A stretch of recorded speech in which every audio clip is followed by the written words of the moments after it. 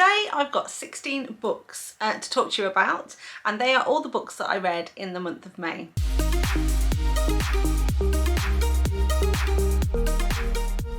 So thank you for joining me today. Welcome to my channel. You're watching What Helen Reads and I'm Helen. So I always like to start off with some stats for these wrap-up videos, and today is no different. So like I said, in total I read 16 books in the month of May, which was a total of 5,219 pages, which ended up being about 168 pages per day. In terms of star ratings, this month I had 3 3-star reads, 2 3.5-star reads, 5 4-star reads and 6 4.5-star reads. So it was a pretty mixed reading month, and I'll tell you which ones were my favourites as I go through. In terms of how I read them, I had one arc this month and I had one book that I completely listened to as an audiobook, and then I had 2 books which I started to read as audiobook and then switched to Kindle Unlimited for the last portion, and then I had 11 Kindle Unlimited books and 1 ebook. So 1 book that I purchased. In terms of the genres, I had 1 alien romance, 2 dark romances, 6 mafia romances, 2 MC romances, 1 MM romance, 1 monster romance, 2 small town romances and 1 sports romance. Okay, so let's get stuck straight in then to what I thought of the book. So the first one I read was Ruthless Savage by Lilian, and this one I read as an arc. I really enjoyed this one. It did have some problems in terms of believability in the plot, but overall I really enjoyed the read for this one. It was a fun read and I rated it 4.5 stars. Now this one is a mafia romance, and it's book 1 in Lilian Harris's new series, The Savage Kings, which is a spin-off to the previous series that she wrote, which was the Mazzina crime family. So the Mazzina family is an Italian mafia family, and they had some interactions with the Irish through their series, and now this series is going to follow the sons and daughters of the head of the Irish mafia family, and we're continuing with that. So in this particular book we're following Heir and Devlin. Now Heir is the daughter of the head of the mafia, so she's a mafia princess. She was supposed to be arranged in marriage to Gio from the previous series, but in the end her sister Iseult ended up marrying him, and so Heir didn't end up having to marry Gio, which was a good thing because in this book obviously she'll end up getting her own HEA. Now the hero in this one is Devlin, and he is actually Heir's bodyguard, and Heir has been in love with him since she was you know, a young girl, and has been always very fond of him, and so this is also an age gap romance as well. It kind of feels a bit forbidden because he's the bodyguard. He doesn't feel that he's worthy of her love, that, you know, she deserves someone better than him, although he clearly does have feelings for her, he would never you know, speak to her father about it or ask for her hand in marriage, because he kind of feels that he knows his place as the bodyguard and that is all they're going to be. Although this series is kind of the new series, like I said, it does spin off from the Mazzina crime family, so that we have heard about Devlin in that series, and when this book starts Devlin is in fact in prison, and Heir, because she is you know, has a massive soft spot for him, and you know, at the end of the day he is her bodyguard, she writes to him in prison and writes him a lot of letters, but he never returns them, he never responds, and also she goes to see him every week in prison, but he always refuses to meet with her. And so one day she's quite clever, because she knows that if she turns up on a different day he might think that something is really wrong, and so when that happens he agrees to meet with her. And she basically says, you know, that she's heartbroken he hasn't returned any of her letters, and kind of tells him how she feels, and he basically said, this isn't the place for you, I don't want you here, you shouldn't be in love with me, there's no future for us, please go. And she kind of takes him at his word, if you like, and goes. And then finally he gets let out of prison on a technicality because they don't have enough evidence to keep him inside, and then he is free, but he doesn't come back to his role as her bodyguard straight away. But now at the start of this book he returns as her bodyguard as she goes off to college, and now she's you know, a much older woman, still a young woman compared to him, but you know, she is now a little bit older, and so that age gap is, I guess, is slightly more appropriate, and she does everything she can to tempt Devlin into a relationship, but Devlin is a a perfect tortured hero, where he just really doesn't think that he's good enough for her at all, and really kind of like keeps her at arm's length and constantly you know, rebuffs her advances, until it gets to the point where Heir is now arranged in marriage to somebody else. So her father arranges her in marriage to someone else, and she really doesn't want to marry this guy, and in fact he isn't a particularly nice guy at all, and he makes it really clear to her that he wants her to remain a virgin until they get married, and he's particularly interested in taking her virginity. And so she decides she's going to hatch this plan that if she can lose her virginity before the wedding, then he won't want to marry her anymore, and it'll get her out of this arranged marriage. But she does something very stupid, and she goes to kind of this sort of sex club and puts herself up for auction, and this happens to be kind of owned by the Russian mafia, the sex club, and the guy who leads the club kind of knows who she is, then uses it to his advantage to kind of manipulate not only her but Devlin as well, and you know, and I'm sure he's going to have much more to do later on in this series. He's very intriguing actually, and I'd like to know more about this particular character.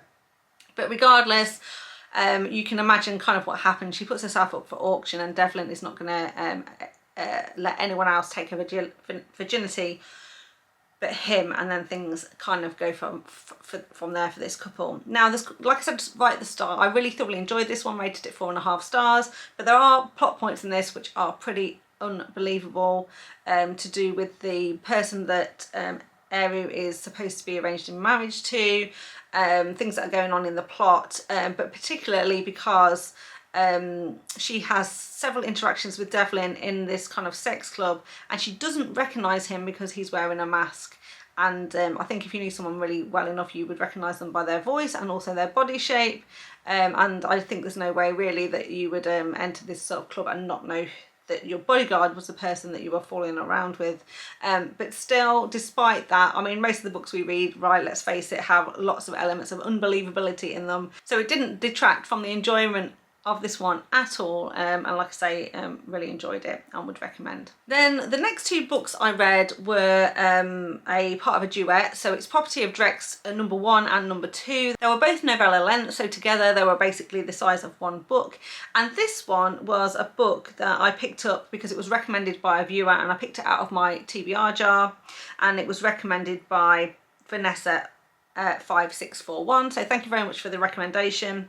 This is an MC romance, also really I would kind of classify it as kind of like paying off a debt romance as well, and I rated the first book 4 stars, and the second part of this duet was 4.5 stars. I really enjoyed this one, and we were following Drex, as the name suggests, and Eve, and this duet is actually part of a wider series called the Death Chasers MC. So what happens at the start of this one is that Eve is desperate to earn some money to support her family, because her father has recently committed suicide, seemingly committed suicide, and left her mother in quite a lot of debt. And there's her, but she also has some younger twin brothers, and you know, her mother is really struggling to make ends meet, and they're getting threatening letters from the bank, and they're struggling to, you know, pay their bills and things like that. So she is desperate for cash. Now, she has got a friend who is a son of a biker, so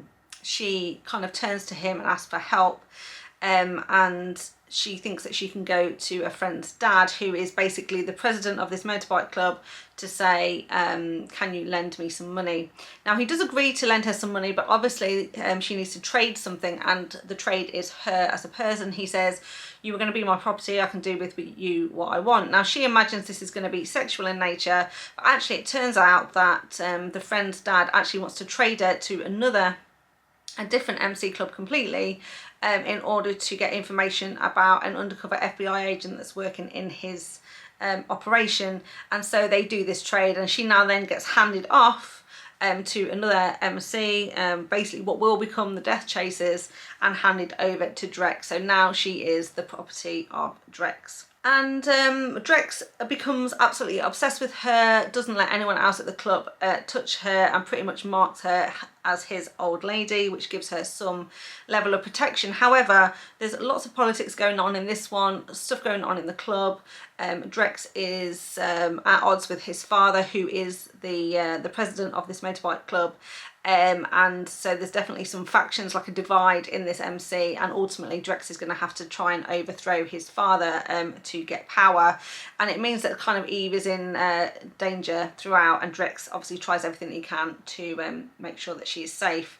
So lots of politics going on, lots of really interesting plot points in terms of the rivalry between the other MC clubs, some undercover FBI agents, and you know, what's going on there, and also a little bit of intrigue about what actually happened to her father, and it soon transpires that maybe he didn't take his own life at all, and that there's something more you know, sinister going on. Now, like I said, I really enjoyed book one. I thought it was a great MC romance, and I really enjoyed book two as well. There was parts in there where, you know, Eve does really get herself into trouble. Drex has to try and save her, and what is generally a plot point that you find in these is that then Drex is you know, starts to question whether he should keep her or set her free, because he realizes that actually the you know, being in part of the MC club is probably not very good for her safety, and he cares about her so much that he wants to give her a chance to live a different kind of life, basically. But of course Eve is not going to let him get away with that.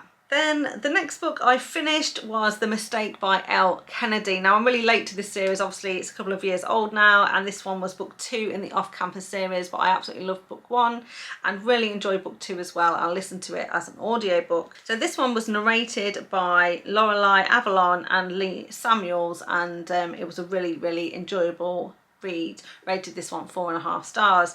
This one is an ice hockey romance, and the main character in this one is John Logan, who is best friends with Garrett Graham, who is our hero from book one, and then our heroine in this one is Grace. Now, this one is called The Mistake because John Logan is going to make a terrible mistake. Now, at the very start of this one, he believes very much that he's in love with Wellesley, that is Garrett's girl that we met in book one, and you know, he's really sort of kind of pining for her, and starts to avoid his best friend and his girl, and you know, and his best friend's girlfriend Wellesley, because you know, he's really struggling to be in the same room as them. He has a lot of feelings for her, and also quite a bit of jealousy, and then one night at a party he bumps into Grace. He then sees her again the next day. One thing leads to another, and they end up having a bit of a steamy moment with each other. And while Logan gets off, Grace doesn't, but she kind of fakes it and pretends that she does. But Logan really then starts to think, actually, I think she faked it, and it really plays on his mind. And he kind of asks his friend for a bit of advice, and then decides he's going to go back and ask Grace all about it.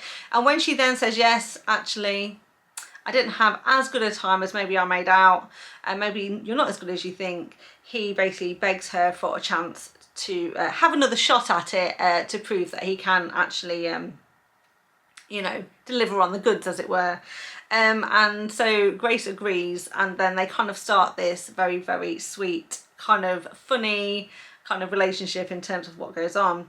It's not too long before Logan realises that Grace is a really great girl, and he doesn't want to treat her as a bit of a rebound, or, you know, that use her to try and get over Wellesley, or as a replacement for her. And so when Grace basically says that she's a virgin, and offers to give it to him, he kind of freaks out a little bit, and kind of turns her down, and kind of makes this mistake. So this is where the mistake comes in, and then it's not too long before he realizes then that he has again made a mistake, not because he pushed her away, but because maybe his feelings about Wellesley are not as he thought they were, and then he starts to realise that he's turned, you know, he's ruined a chance at a really good relationship with Grace.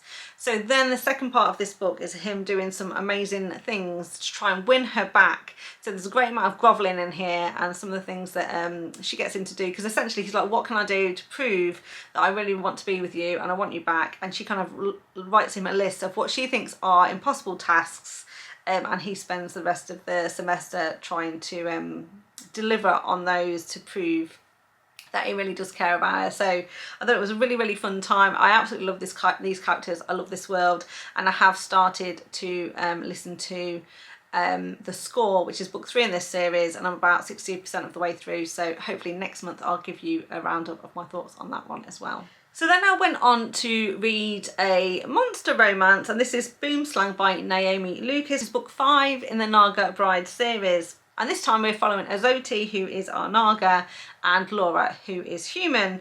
I've really been enjoying this series. I think it really has a really good plot and backstory in terms of what's going on, and this is kind of a continuation from the, you know, the storylines that we've seen in books 1 through to 4. So you could read this as a standalone, but I would recommend starting from the beginning if you're interested in this one. So to bring you up to speed really quickly, this is a story that is set on Earth, but it's very, like I say, sort of a futuristic version of Earth. Something happened, you know, many hundreds of years ago, which made the planet uninhabitable, and all the humans kind of left and now kind of live on other planets or in spaceships in the kind of the galaxy, and Earth was kind of left because it was uninhabitable. And then what was left of Earth, these kind of Naga, they're human snake hybrids basically, now kind of like live on this planet. But these Naga are all men. All of their women have long since fled, and they haven't been able to find any mates. And years later, when some humans return to Earth to find some old technology that has been left on the planet, but also to see if it's now inhabitable again, the humans obviously then start to interact with these kind of Naga, and the Naga take the human women as their mates, and they realise that they can produce offspring, and so then the Nagas have been fighting over the women that become available to them as this story progresses. Now on this particular one, Laura, our main female character, she's actually a doctor on one of the spaceships that is currently in our solar system. And on the kind of like the mothership, if you like, that's been sending down these kind of away teams to figure out what's going on. So she knows about the Naga, she knows what's going on. In a previous book we had another human woman that was on board, and she really starting to want to collect data on kind of what's going on, how these snakes are around and all of that sort of stuff. But there's lots of corruption, and Laura tries to help one of the human women kind of escape from the ship, get back to the planet and get back to her mate. And in doing so, she kind of like gets herself into trouble, and she also crash lands on Earth. And so if she's going to be now picked up by Azoti, and he's going to be absolutely blown away by the fact that he gets a chance at having a human woman for himself, and you know, immediately falls for Laura. But Laura knows that one of the things they want to do is obviously mate and produce offspring, and she is like, but you can't do that with me, you know, I'm an old woman, I'm going through the menopause, there's no way I can have any more children. But Azoti doesn't care, and he's like, I don't care about any of that, I just want you and I want to be with you. And so it takes a little bit of wearing down, but eventually, you know, her mind is going to be turned for sure. So like I said, I enjoyed that one, gave it 4 stars. I'm really looking forward to the next one in the series, which I think Naomi Lucas is currently writing.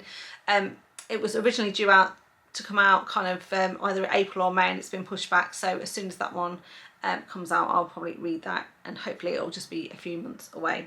So at this point in the month of May was the kickoff for the Mafia Romance Readathon, which I took part in. And so the next 3 books I will only talk about very, very briefly, because I actually did a reading vlog during the readathon, and I kind of go into these 3 books in much more detail. So I'm just going to give you the highlights and not cover them all today. But if you want to know my full thoughts, then please check out that video. So the first one I picked up was Vlad by Dukey and Webster. This is a Russian mafia romance. It was an arranged marriage, and also kind of his fiance's sister. So we're following Vlad and Irina. Now this one is book 1 in the V Games, and it is a complete series. It's quite a few years old now actually, this series, and there was some really good reviews for it, and I had some really good ratings, but unfortunately I did not enjoy this one at all.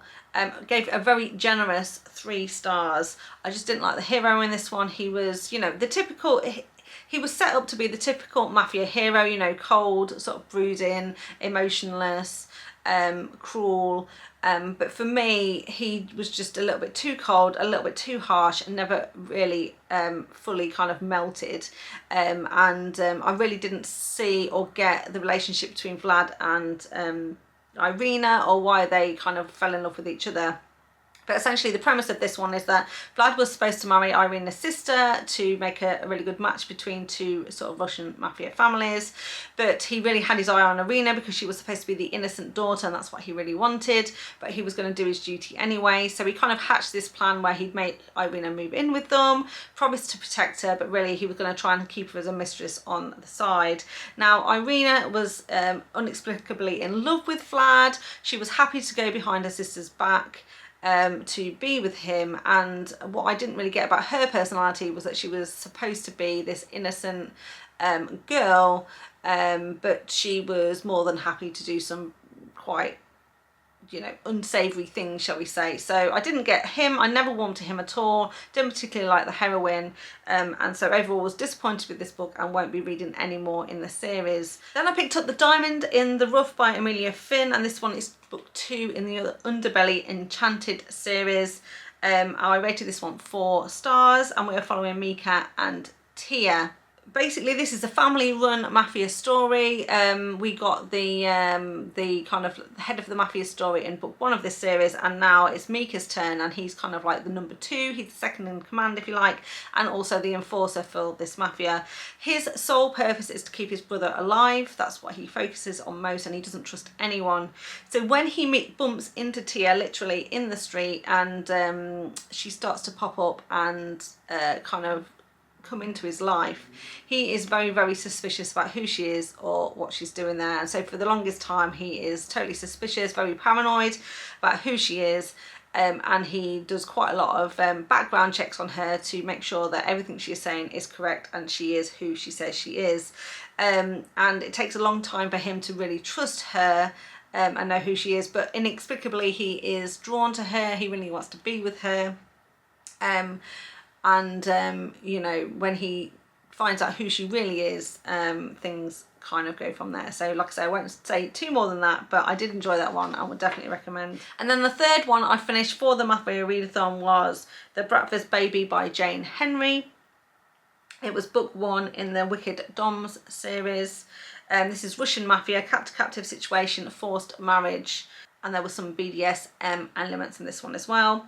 The characters in this one were Sadie and Casimir, and essentially the story for this one is that Sadie is due to inherit a large amount of money, but she doesn't know, and Casimir is sent to seduce her, basically, trick her into marrying him, and then the idea would be that when she inherits this money, he would take it as, you know, as the husband, and then eliminate her, so they could basically take this cash. Now, Casimir goes from Russia to America to seduce Sadie, but she is a very kind of like nerdy, quiet, bookish librarian, you know, she is quite astounded that somebody like him would be interested in her, but also very flattered. And he definitely would have been able to win her over had he had more time, but then he is called back to Russia, and so he has no choice then but to kind of take her captive. And kind of things go from there. So like I said, that is kind of like that's the premise of the story, and if you want to know more about any of those 3 books I've just talked about, then please check out my reading vlog. But the Mafia Romance Readathon really had put me in the mood, and I'd got a very ambitious 6 books on my TBR for that particular readathon, and so after the readathon was finished I continued to read more Mafia. So the next 2 were also ones that I intended to read for that Mafia readathon. So the first one I read was The Bratva's Heir by Jane Henry and Sophie Lark, and this is another Russian mafia romance. It's also kind of like a prisoner and doctor. So basically our main hero in this one, who is Constantine, he is in the mafia, so he is you know, he is a criminal at the end of the day, but he is put in prison for a crime he actually didn't commit. He's been you know, set up, and the evidence has been doctored. Now, our heroine in this one is a woman called Claire. She is a psychologist, and she actually goes to work at the prison, and she gets to work with Constantine and talk to him about what he's done. And she's very, very much believes in rehabilitation, and that she's going to be able to you know, help him not commit crimes in the future. The other thing is that Claire is actually the daughter of a senator, and it turns out that the senator may have had something to do with Constantine's incarceration. So Constantine realises that Claire is going to be easily manipulated and is going to be the key for him to do a bit of a prison break, and in the process he's going to kidnap her and take her kind of hostage. But of course during their interactions, their time together, their conversations, they start to very much develop feelings for each other, and he kind of starts to fall in love with her. So even though he's taken her captive, she's not really captive, he's not really kidnapping her in a very dark, sinister sense. And when she starts to realise that actually her father may have had something to do with Constantine being in prison, she agrees to kind of help him try and figure out some things and kind of uncover some clues to try and figure out exactly who's doing it, why they're doing it, and who really did commit the crime. So I enjoyed this one and gave it 4 stars.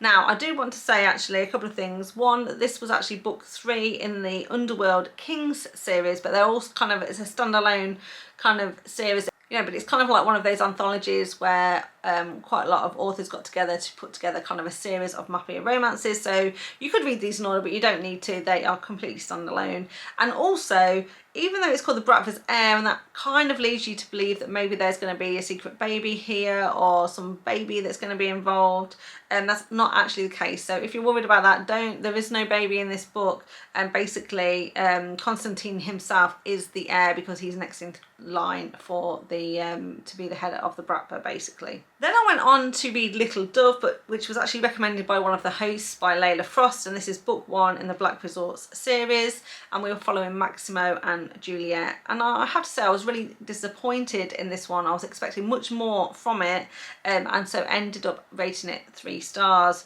This is an age gap romance with some daddy kink, and it's kind of a captive situation. So Maximo, he's our hero. Basically he's sort of in his 30s, he's kind of head of this group. Now one of the things I was disappointed about was that I wouldn't actually classify this one as a mafia romance. He owned some casinos in Las Vegas. He was also organised some kind of illegal underground fights, and he had men with guns. But that was where it kind of ended, and I never really got the sense or the vibe actually that this was strictly mafia. It was just, he was just a badass businessman that was involved in a little bit of illegal activity. So that's the first thing that kind of like I was a little bit disappointed about with this one. It wasn't strictly mafia at all. And then also the daddy kink element of this book is kind of like touch, but it kind of like made me feel quite uncomfortable how this one was done. Normally I don't mind age gaps, I don't mind when people have relationships with women that maybe start at 17 before they're, you know, before they're 18 and all of that. I don't normally worry too much about that. After all, these are just, you know, stories. They're just stories, aren't they? Not real life. This one just made me feel a little bit uncomfortable because essentially what happens at the start of this one is that Maximo, like I say, he's this really kind of rich businessman, and Juliet is the daughter of kind of like one of his fighters. But he's kind of like, you know, a bit older. He's kind of past his prime. He is, you know, getting himself into a lot of trouble with gambling debt and also drinking. He hangs around with some unsavoury characters, and Juliet is not living in the best accommodations. You know, she's trying everything she can to keep the lights on, as it were, but her father is basically useless. He doesn't seem to really care about her or her safety, and she's kind of had to defend herself on numerous occasions from his so-called friends that come around to the house and try and, you know, either get him to pay back a debt or something that's not quite right. Anyway, her father takes it one step too far, and Maximo comes to collect his money basically, and then kind of unalives him, and Juliet happens to be in the house. And when Maximo sees her, realises that she's there, he decides that he can't possibly leave a 17-year-old girl to fend for herself. He knows that there's other bad people that would want kind of to take action or revenge against the father, so he decides he's going to take her captive and keep her in his home. The thing is, he's really, really attracted to her, wants to be with her straight away, but he knows she's only 17, and so he kind of stays away. He deliberately stays away until her 18th birthday, and then on her 18th birthday, all bets are off. But before that, he's got cameras in her bedroom. He like very much keeps her captive. He does lots of really sweet things for her. Don't get me wrong, there's some really sweet elements in here where, you know, he provides her with all the things that she needs. He gets her a tutor so she can finish school. He lets her, you know, try multiple different types of hobbies, and you know, has some men who really keep a close eye on her, and she kind of gathers this friendship with a couple of her bodyguards and this lady who's kind of like the housekeeper, if you like. And so some of that is really, really sweet, but it kind of just gave me the ick that he was kind of watching her on like video camera, and then literally the moment she turned 18 he was then kind of like all over it, and that coupled with the daddy kink just made me feel a little bit uncomfortable. Normally it wouldn't bother me, and I don't know what it was about this book that kind of like left me feeling like that, but like I say, overall I didn't enjoy it, and even the third act conflict was very, very anticlimactic, and so I felt it was a little bit too long, and there was lots of duplicated scenes or lots of repetition in this book that could have been removed to make the book shorter and a little bit pacier, and so yeah, I didn't get the hype for this one at all.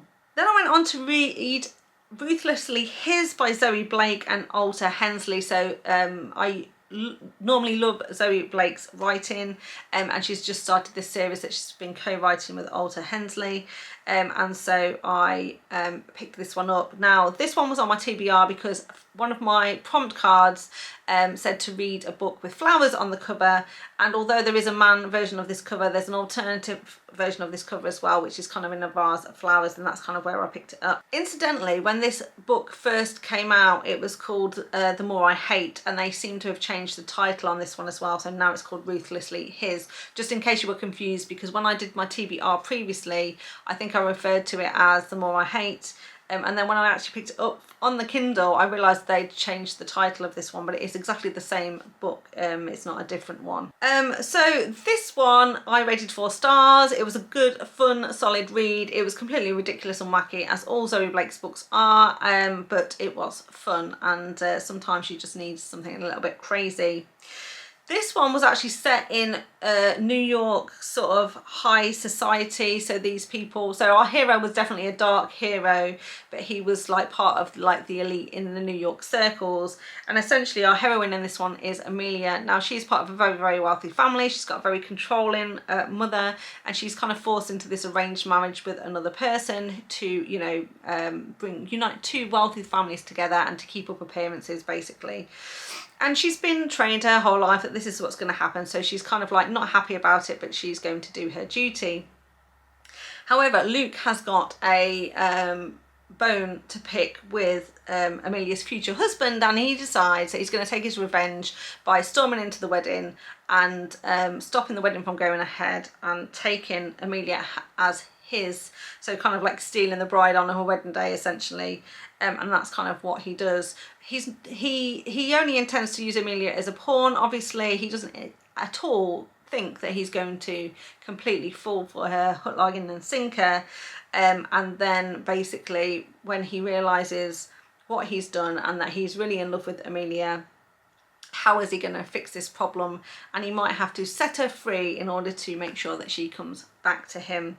So like I say, yeah, as standard, over the top, completely over the top hero, someone who doesn't take no for an answer but completely melts for his woman, and ultimately they get their HEA. So after all of those books, I'd had quite a lot of dark romances, mafia romances, and I decided I wanted to have something a little bit less dark, shall we say, and I thought I would pick up a couple of small town romances. So one of the books that was on my TBR was called Hitting the Wall by Cate C. Wells. Yeah, so this one I actually put on my TBR because it had been on my TBR for a while. In fact, the next book that I'm going to talk about had been on my TBR for a while, Against a Wall, which is book 2 in this particular series. And so when I got the card prompt that says pick a book with a person on the front cover, I kind of went through my TBR and I found Hitting the Wall, which is book 1, and so basically I read I put that on my TBR, and that's the one I picked up. So the first book in the series, the Stonecourt County series, is Hitting the Wall by Cate C. Wells. Small town, secret baby, second chance romance, and we are following Shay and Kellum Wall. Now the Wall family is very, very rich and powerful, influential in this in Stonecourt County basically, and whatever their family does or says is basically what happens. And so there's very much in this book, there's very much a divide between the haves and the have-nots, and Kellum Wall definitely has everything. He is handsome, he's very popular, and he ends up kind of being the town hero because he is the sheriff and, you know, saves a baby from drowning in a river, basically. So he is, you know, this wholesome, seemingly this wholesome American guy who's, you know, basically a hero to the town, and his family can do no wrong. However, Shay is in a very different situation. She is from a, you know, a poorer family. She kind of like has moved around homes quite a bit and don't live in very good accommodations. And when she was a teenager, she went to live in Stonecook County with her and stayed with her grandfather. Now, while she was there, she went to a party one night and ended up having sex with Callum. They had this great sort of connection, an amazing night together. He didn't really know who she was. He certainly didn't know that she was only 17 at the time, and they had this great night together. But he, while, like I said, it seems like he's this, you know, this great confident guy and this great family, he's actually under quite a lot of peer pressure himself, and he had this girlfriend, and the following day they kind of get back together, and he kind of like doesn't speak to Shay again. However, Shay falls pregnant after this evening together, and when people in the town start to hear that she's pregnant, a rumour gets back to who is then the sheriff before Callum becomes a sheriff later on, and his father, and there's kind of like the three most powerful families, if you like, the heads of the three most powerful families kind of come knocking on Shay's door and kind of say to her, you should not be telling rumours, spreading these terrible rumours about Callum. Do you realise that if anyone believes what you're saying, his career is ruined, or ruin the reputation of the family, and pretty much convince her to say that she lied, that she isn't pregnant, and it certainly isn't his baby, and she agrees to kind of disappear. And so that's what she does. She thinks she's got no choice, and she kind of leaves. She goes back to her mother, who lives in kind of like a trailer park, and then she desperately just tries to do everything she can to make ends meet, but she really, really wants her baby, and she becomes the best mum that she can possibly become. And then we skip forward 8 years, when obviously the daughter is now 8, and she has no choice but to go back to Stonecook County, but she thinks she's gonna, it's fine, people will have forgotten who she is, people will have moved on, and she's just going to keep her head down and do what she needs to do, and hopefully no one will even realise it's her. But of course, one day she's walking along the side of the road with her daughter. Callum is now the sheriff in town, and he pulls up alongside her, and he recognises who she is, sees the daughter, and realises then that he is in fact a father. And as soon as he finds out he's a father, he is all in. And really what happens after that is them kind of resolving, you know, finding out what kind of happened, because he had no idea about any of this. He didn't know she was underage. He didn't know that his family had kind of run her out of town, and so he has to kind of like repair some damage with his own family, try and form a relationship with her and his daughter. And I just really, really liked how he kind of slowly but surely built trust again with Shay, and kind of you know, became the partner and father he was always destined to be. So really, really enjoyed it and liked it so much, like I say, that I went on to read Against a Wall, again by Kate C. Wells, and this is book 2 in this particular series. Rated both of these books 4.5 stars, by the way. Now, this is one of the books that I started to listen to as an audiobook, and it was narrated by Scarlett Everdeen and Christopher O'Rourke, and then I generally only listen to audiobooks while I'm driving, and so I read about half of this while I was you know, driving. And normally I would wait and kind of until I get another opportunity to go on a long distance journey to finish off the book, but I was enjoying it so much that I just was like, I can't wait, and so I just picked up the the KU version of this book and kind of finished it on my Kindle. So in this one we're following Glenna and Cash, and this is Cashwell, so this is Callum's brother. Again, so that's set in the same county. It's a small town. This one's enemies to lovers and also fake dating, because in book 1 we start to uncover that things aren't quite what they seem, and there is a little bit of corruption going on in this town and between these families, and Callum's eyes are definitely opened by what happened and the fact that, you know, his the mother of his child was run out of town, shall we say. And Glenna, basically, her father is owns the local newspaper, and he has been investigating some things that have been going on in the town. So in the previous book we found out as well that the original sheriff, so Callum's kind of like predecessor, was very, very corrupt. He had been doing things that he shouldn't be, and basically Glenna's father uncovers this, reports it in the local newspaper, and it basically starts this whole legal chain where you know, the previous sheriff gets arrested and he's potentially going to go to court and going to go to prison for this illegal activity that he's been doing. And of course, because everyone loves this family so much in the town, Glenna and her father are pretty much become outcasts. People are really horrible to them, you know, Glenna is having a really hard time. The thing is, Cash has always really, really liked her. While he was basically a bully, he was a complete bully, he's made her life a misery since they were at school together. He's done it in the very, very, you know, typical fashion for a boy, that if he really likes a girl, he's just going to pull her hair and pull on her pigtails, basically. And he's just never been able to stop, and he doesn't realise that all the things he's been doing have really, really hurt Glenna over the years, and he really, really does genuinely like this girl and really wants to be with her, but just cannot help himself but be mean. So when kind of things start to kind of escalate around this whole newspaper thing, Cash kind of convinces her that they could fake date because he's a wall, so their family is good, and if he tells everyone to back off and that he's with her, then everyone will do exactly what he says, and Glenna will have a slightly, you know, better time of it. I really like the way that this kind of came about, and how she reluctantly agreed, and then started to spend more time with Cash, and they started having conversations about what had happened in the past, why he did what he did, but also, you know, how they're going to move forward with their relationship. And so I love the fake dating trope, and Cash was so sweet in this one. He really, really was. Yeah, he ultimately wins. He's able to win Glenna over and also kind of, you know, save her reputation. So really enjoyed it. So then I went on to read You and Me by Tal Bauer, and this is a standalone romance, and it's an MM romance.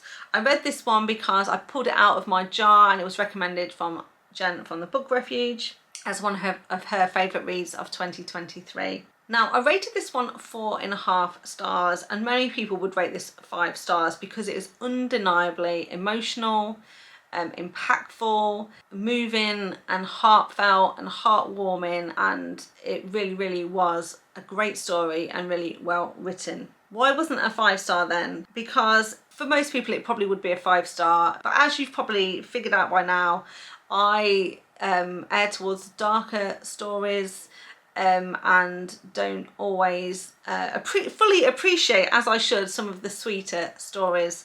So while I didn't read this one and think, oh my god, this is the best romance I've ever read and I need to read it again, I could absolutely appreciate how well this one was written, how great the story was, and like I say, how emotional and heartfelt this story was. So undeniably good, but not my personal favourite, but would definitely highly recommend. In this one, what actually happens is that there are 2 main characters, Luke and Landon. They're both single parents, and Landon seems to have it all together. He seems to have his life together. He seems to be the perfect father. His son is amazing. His son is kind of like the quarterback in the high school football team. Landon seems to be a completely brilliant father, and like I say, he's got his life figured out. He has a brilliant relationship with his son as well, and volunteers to support kind of like the football team, like setting up the food and all the drinks and stuff like that, and setting up ready for the game. Meanwhile, Luke is very much portrayed as someone who has not got his shit together at all. He's really, really struggling. His wife has recently passed away, and it was down to basically a drug overdose, and he's really, really struggling. And also he has you know, lost a relationship with his son. He doesn't get on with his son at all. They're like ships that pass in the night. They kind of live in the same house, but they don't communicate, they don't speak, they don't, you know, they don't have a father-son relationship at all. And Luke is really mourning this. He's not only like, you know, still struggling with the death of his wife, but also really is like so distraught and mortified by the fact that he doesn't have a relationship with his son, and he's like, he doesn't know what to do. He then gets a letter kind of in the post, and it's addressed to his, it was addressed to his wife, asking her to volunteer at the football game, like as part of, like, you know, usually it's the mothers that kind of get involved with the catering and all of that sort of stuff. And he sees this bit of paper inviting his ex-wife to do this, and he thinks, well, maybe I could do that. And actually, if I get involved with the football team, I'll have something in common with my son, something to talk about. And he kind of goes along to kind of volunteer, and Landon is there and kind of like, you know, puts his arm around Luke, literally and figuratively, and says, you know, I'll take you under my wing, I'll show you the ropes, this is really great. And Luke really starts to open up to Landon about, you know, his struggles and what he's struggling with, and coming to terms with everything that's happened and trying to build this relationship with his son. And Landon is absolutely instrumental in helping him do that, and get his confidence back, and, you know, slowly but surely start to build this relationship with his son. And while this is happening, Luke and Landon get very close. They almost become best friends.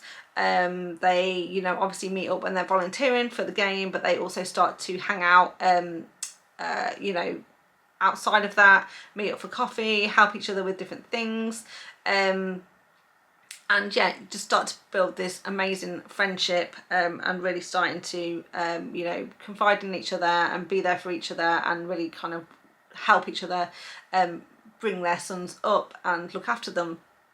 And so this is a really slow burn as well. So Landon is openly gay, where Luke really then has kind of like this sexual awakening, if you like. And for me, it felt less that he kind of suddenly realised he was gay, and more about he fell in love with the person that was in front of him. So he fell in love with Landon. Of course, Landon was a little bit nervous about this, because he's like, well, you know that I'm gay, but I don't want you to have any regrets. I don't want to be the mistake that you made. And so Luke is very much like, let's just take this slowly. Let's figure this out together. But you're not a rebound, you're not a mistake, you're not an experiment. This is really generally how I feel. And so, you know, there were so many moments in this book that were so just sweet and emotional and real between these two, but also the relationship they had with their sons, and how they had a relationship with each other as well. So I thoroughly enjoyed it. Like I said, it's not really the sort of book that I would normally choose to pick up, because like I said, I prefer them on the darker side, but undeniably a brilliant story, and would definitely recommend. So that was really the highlight of the month, because the next two books were a little bit more disappointing. So I picked up Distance by Luna Mason. This is another mafia romance. It's book 1 in Beneath the Mask series. One of the reasons I picked this up was because, again, Luna Mason is going to Rare Edinburgh later this year, and I've wanted to just read a few more authors that I hadn't read yet who were going to be at the book signing. Saw that she wrote mafia romances. It looked good on paper. This one looked really good, and I actually picked this one up as an audiobook. So this is another one that I started as an audiobook. This one was narrated by Noel Harrison and Zara Hampton Brown, and then I only listened to about half of it, either a third of it maybe on audiobook, and then I switched to Kindle Unlimited, mainly because this one was I don't want to say dreadful, but it was dreadful. The dialogue was cheesy. It made me cringe quite a lot in places, and I think that hearing it read aloud, so nothing against these narrators at all, the narrators themselves did a fantastic job, but hearing them say the words aloud made me realise just how cheesy, just how cringeworthy the dialogue was in this book. And to be honest, I thought I'd probably have a better time with it if I just read it in Kindle Unlimited and didn't actually hear the voices, and so that's what I did. In this one, we're following Keller and Sienna, and basically Keller is this underground sort of fighter. He kind of grew up on the streets, and he's kind of built himself up, and now he is fighting professionally in a legal situation, and he's kind of like world champion in a number of different bouts, and now he's got one more fight to go to unite his belts basically and be crowned the ultimate boxing champion. So he's quite an intimidating, imposing figure.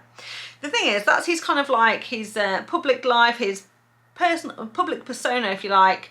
That's what he kind of does by day and at weekends. But at night, he is kind of like the enforcer for his best friend, who happens to run a mafia organisation, and so he is the man in the mask. So Keller is the man in the mask who kind of goes around enforcing, and so again, even, you know, so not only is his public persona very intimidating, definitely his masked persona is even more frightening, and people are very, very scared of who this guy is, because he kind of like pops up like a ghost. If you see him, you're basically dead, and then he goes on his way. So he's very much portrayed as this like really scary guy.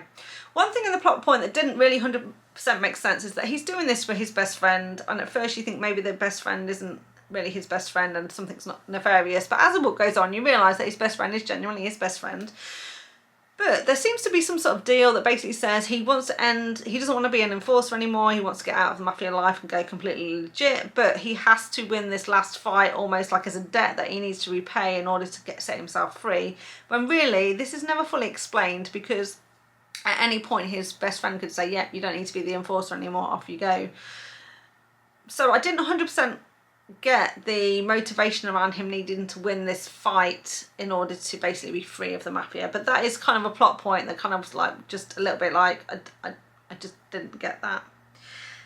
That aside though, the relationship he has with Sienna is just really, really cringy. So Sienna is sort of an ordinary girl. She had a boyfriend, but she found, and she actually had a fiance, but she walked into their apartment one day and he was basically having sex with another woman, and of course she leaves. And up until this point, again, her fiance had appeared completely normal, absolutely nothing wrong with him at all, normal, upstanding guy. He's kind of a lawyer, so, you know, nothing untoward about him whatsoever. But the moment she splits up with him, he then turns it into this crazy stalker. So he becomes this absolutely crazy, unhinged stalker where he starts sending her threats, weird messages, won't stop contacting her, trying to get her to meet with him, until basically a couple of weeks after they've split up, she goes out with a friend to a nightclub. This nightclub happens to be owned by Keller, and they kind of have this meet cute in this nightclub, and he decides he wants a night with her, but then the ex-fiance turns up and kind of threatens her life, and then he basically steps in and says, don't threaten her life. You know, after just seeing her for a couple of hours, he's very protective of her, and then he's trying to protect her from the fiance. So this fiance becomes this kind of like raging crazy person who absolutely is gunning for her, and then Keller feels absolutely possessive and protective of her, and tries to, you know, make sure that this fiance doesn't come anywhere near her. So there's some really weird holes with this whole plot point. But ultimately they decide that one night isn't going to be enough. She agrees to more nights with him until he can get it out of his system. Of course, that's not going to work. But like I say, it was less the premise of the story on this one, and just more the dialogue was just so cringy. Things that he said to her, things that they did, it was just terrible, really terrible, which was a shame because it looked so good on paper, but it meant that I'm not going to be wishing to pick up the rest of the books in this series anytime soon, unfortunately. And then I thought, oh, that was 15 books, that was everything on my TBR, and I was going to let it ride out for the rest of the month and then pick up in June, because I only had a few more days of May left to go. But then I thought, actually, I can sneak one more in, and I picked up Prodigal by Tana Stone. So a couple of years ago, I read loads of books by Tana Stone and kind of raced through the Raider Warlords of the Vandar series, as well as her tribute brides of the Drexian Warriors series. Absolutely love them. I flew through them. They're usually pretty short, less than 300 pages in length. They're really, really easy reads. They're like based on these, you know, big sexy aliens who, you know, are looking for brides, and things like that. And basically I find them like really funny and light-hearted, but also like really, really kind of got, if you read all of them in the series, there's kind of a really good kind of overall plot that's running through in terms of what's going on in the kind of like in the galaxy, as it were, and some like fighting and stuff that's going on.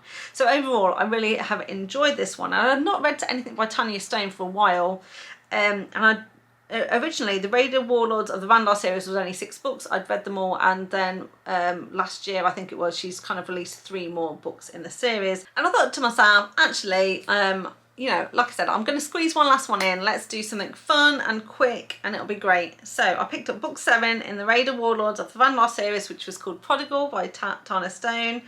This is, like I say, sci-fi, captive situation and also fated mates, which is pretty much what she always does. In this one, we're following Raz, Ronan, and Raz is basically head of his clan, essentially. And then the heroine in this one is Sloane, who is our human heroine. The Vandar Warlords are basically, remind me very much of the Klingons. They are a, you know, a warrior sort of species. They fly around the galaxy in ships, in basically war bands. And they have someone who is a Raz, he's head of the war band, and they basically have, you know, different Razes, different heads of these war bands, if you like. And so this one is, the leader in this one is Raz Ronan, and he's actually one of the lost Vandar. So basically in the first 6 books we've got the regular Vandar. They're basically, you know, meeting their human fated mates. Stuff is going on in the galaxy and they are basically defending the galaxy and rescuing all of these people because they are the warriors, essentially. However, what we find out in this is that there's some lost Vandar. So there's a group of Vandar who tried to go against the main Vandar way, shall we say, and they are kind of outcasts. And so they're sent off into the galaxy and kind of rejected from society. However, many generations have passed and now the kind of descendants of these lost Vandar have now decided they're going to come back to claim their place amongst their fellow Vandar. They're like, surely the feud is over now, we can come back. And so really what they're trying to do is come back to be part of this Vandar, you know, the Vandar society. And so they travel around in cloaked warships though, so it's really hard to track down a Vandar. So what they decide to do is kidnap Sloane, in the hope that then they can use her as a bit of a hostage to say, hey, if you want her back, then you need to come and see us. And then they can basically then engage in dialogue with another warlord to kind of let themselves come back to the fold, as it were. And of course, Sloane comes on board their ship. She's going to be staying with Raz in his room.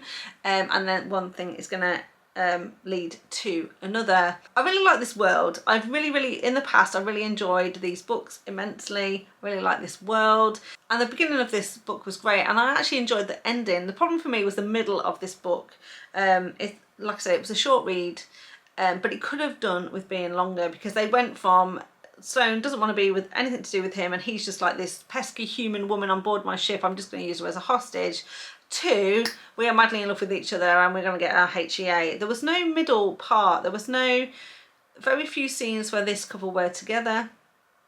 There was no sweet moments where, you know, he won her over, or cute little things that she did that made him realise that actually she may be a, you know, a weak human, but that she was worth you know, being with and having a relationship with. And so for me, I felt like the middle part of this book was lacking quite a lot, and so it was a great setup. I enjoyed the end, but basically it felt like there was a bit missing in the middle where we need a little bit more from these characters and enabled for their relationship to kind of grow. And as a result, I rated this one 3 stars. So there we go. I don't know how long this is going to be. I've been recording for well over an hour. I'm going to try and cut some stuff out so it is at least shorter than an hour, but I hope you enjoyed this video. If you did, please give me a thumbs up. Remember to subscribe to the channel if you want to hear more content from me, and I just want to say thank you very much for joining me, and I'll see you next time. Bye. So I better and so Geo didn't end up having to marry Geo. Edit alert. Just do it. Stop at 168 pages. You've wasted 4 minutes of this video now and you haven't even basically given out the stats. Ooh. I'm gonna sneeze. No. What is going on with this hair? I don't know. It looked okay in the mirror, but then I don't even know why that little bit is even there, to be honest. Bad hair day.